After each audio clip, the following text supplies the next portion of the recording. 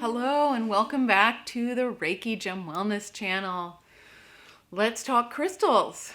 For those who are new to the channel, my name is Shannon and I'm a certified Reiki master and teacher and a certified gemologist, and I combine those skills and passions to provide you with the knowledge, the tools, and the opportunity to incorporate crystal healing into your everyday life. And if you've been watching my videos and you really enjoy them and you'd like to learn more, then make sure to hit the subscribe button so you don't miss a single gemstone video. I post 4 videos a week. So this episode, let's talk crystals. If you haven't watched any of them before, these are a more casual conversational episode so that I can provide you some living examples of how I use crystals and gemstones in my everyday life, and to answer your most common questions about gemstones and crystals that I receive in the comments or via email or on my Facebook page. I've compiled all of those questions so that I can answer them one at a time in every video. Now, if I can answer your question in one sentence in the comments, then it doesn't need a video, but many of the questions I feel deserve just a little bit more explanation or a deep dive, because gemstone and crystal healing is extremely subjective. It's extremely personal. And the way one person is affected by a crystal or gemstone is going to be different than the way another person is. We're going to be attracted to different crystals and gemstones, different forms of them, different combinations of them. So it's hard to give black and white answers on most questions.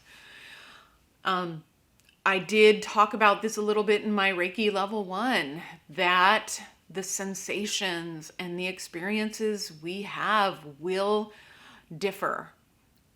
And it's important that if you are really interested in incorporating crystals and gemstones, that you take time to sit with them and to note what your experience is with them. Sometimes when people ask me questions after the guided meditations, like, I had this experience, what does it mean? Well, I can't really tell you what it means for you. It's important to sit and reflect on why you may have had that kind of reaction to it. Journaling is really helpful. If it's an experience that repeats over and over again, then it's important to sit with that some more. Like, are you always having an experience on the right or left side? That might be significant. But I am getting a little off track here. How is my week? My week was good, but I can barely remember it. I do know that I had a recent realization that I am working 24/7 every day of the week. And people that run their own businesses, that do what they're passionate about, sometimes they just can't stop themselves from working every single day. And I've discovered that I've had that happening.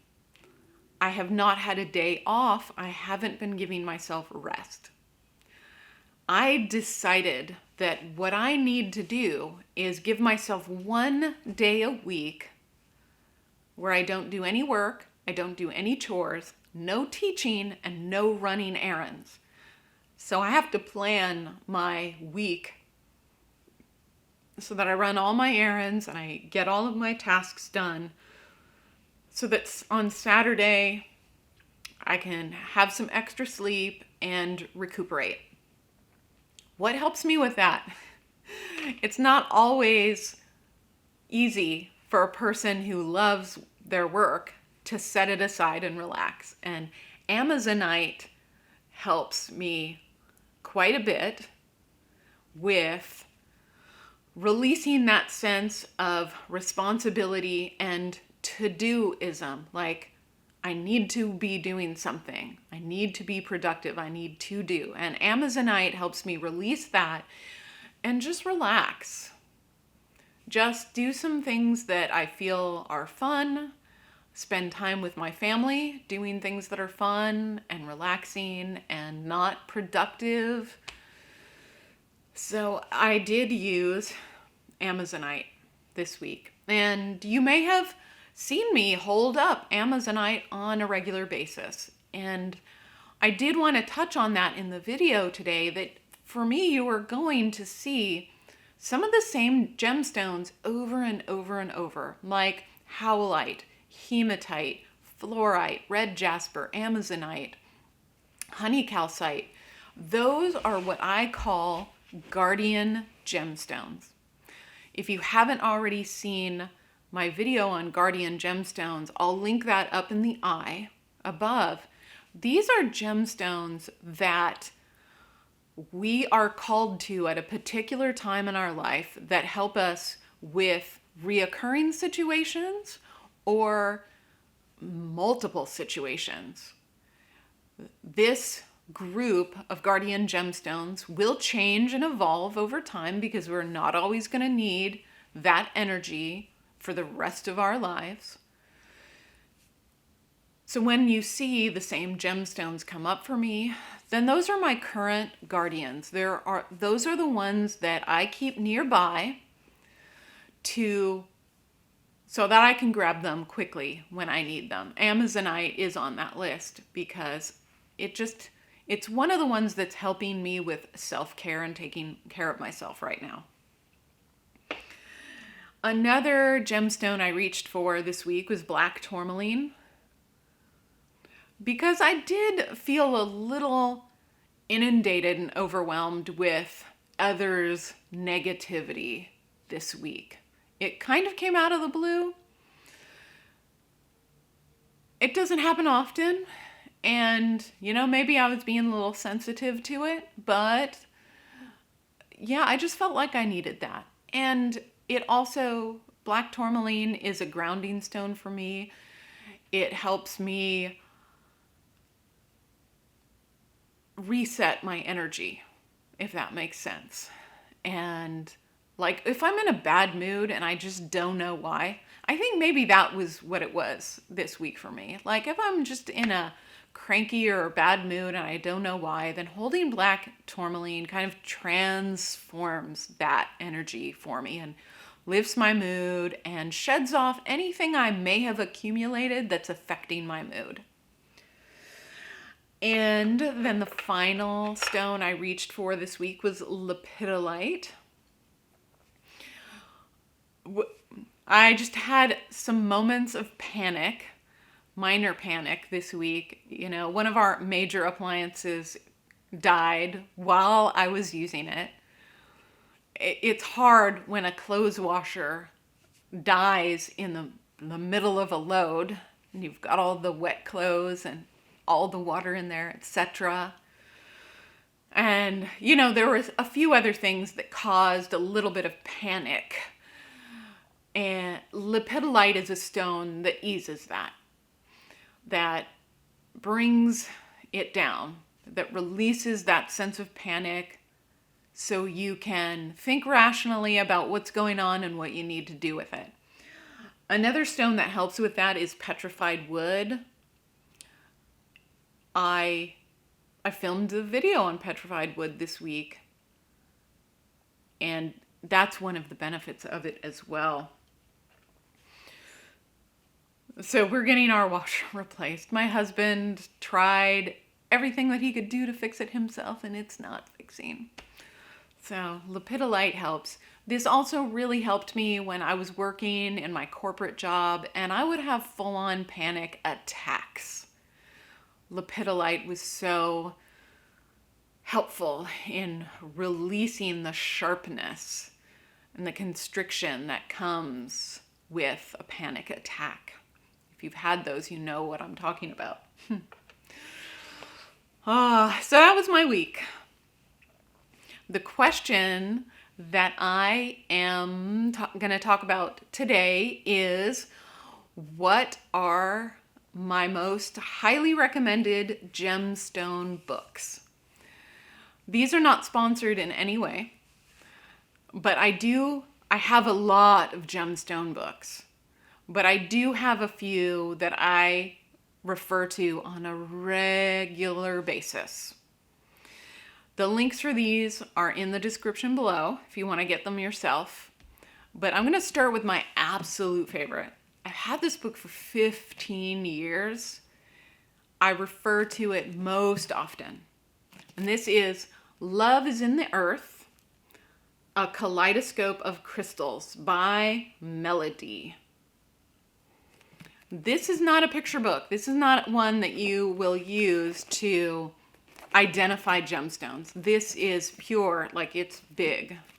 This is pure gemstone just information, the physical and spiritual benefits from the gemstones. It's got nearly everything under the sun except for some newer discoveries, because like I said, I've had this for 15 years. Some gemstones that are just newer on the market aren't in here, but people do ask me where I get the astrological information for the gemstones, and it's this source. I try to keep my source absolutely consistent unless the gemstone isn't listed in here. So I'm always using the astrological information from this book here, my favorite. The next set of books, the most crystal and gemstone enthusiasts already know about this set, and it's the Crystal Bible series. There's 3 books, and they're not big books. These are kind of nice portable carry-around books. The Crystal Bible 1, 2, and 3. There are pictures in it, so it helps to identify stones. It's got just a lot of gemstones in here since there are 3 volumes. Many of the newer gemstones are in here, like in volume 3. These are ones I keep handy because they're really brief and really concise and, include a wide variety of gemstones. And then the final one that I recommend is the Book of Stones. This is a beautiful book. This is eye candy book. It's got a lot of great pictures. This is written by 2 people, so they both contribute their interpretations of the gemstone energy to each entry. And another question I get that's related to the gemstone books is, like, where do you get this information? Do you just make it up? And, well, no. There's 2 answers to that. Part of it is published information, which is experience that people have already had with stones. Common experiences. When people work with Amazonite, many people report the same experiences. They're getting the same types of energies from it. And this is published in their books. And then the other half of that is my own intuitive experience with those gemstones. But it usually still is based on, the common knowledge from the published sources anyways. But I might have more different subtlety and expansion on that. Some nuances that I have experienced working with these gemstones for so long. I'm going to tell you about another book, and it's not a gemstone book. But I know this author, and he just published this book, and it is phenomenal. It's wonderful. And the book is Pursuing Purpose, A Guide to Finding Meaning Through Meditation by Dent Gitchell Jr. I know him, and he's a wonderful person, a fantastic teacher. And this book is so heartfelt and engaging, and I just really want to devour it. But I'm taking it slow because it's information that you absorb a little bit at a time and incorporate into your life. And really, it's about finding what you feel is authentically meaningful to you and in your life, your core values, and figuring out how to use that to as a framework and a foundation for how you contribute to your life and how you live your life. And it's really beautiful. So if you're interested in meditation techniques and, fine-tuning your purpose and meaning in life, this is an excellent book. It is based on meditation, but it's a secular meditation book, meaning that it doesn't require any particular type of spiritual belief or faith to do these practices. It's really wonderful. So I highly recommend it. Again, Pursuing Purpose, A Guide to Finding Meaning Through Meditation by Dent Gitchell Jr. Again, not sponsored, but I'm in love with the book, and I wanted you to check it out if you found that interesting. And then, just a little teaser. If you like gemstone books, then I hope that you'll purchase mine next year. All right. Well, thank you for joining me this week and, listening to me talk about my life and the gemstones that support me. And I hope that these gemstone references will be useful to you. And I hope that you have a great week. I post these on Sunday, so I hope you've had a wonderful weekend and that your upcoming week is beautiful. Thank you so much, and I'll see you again soon.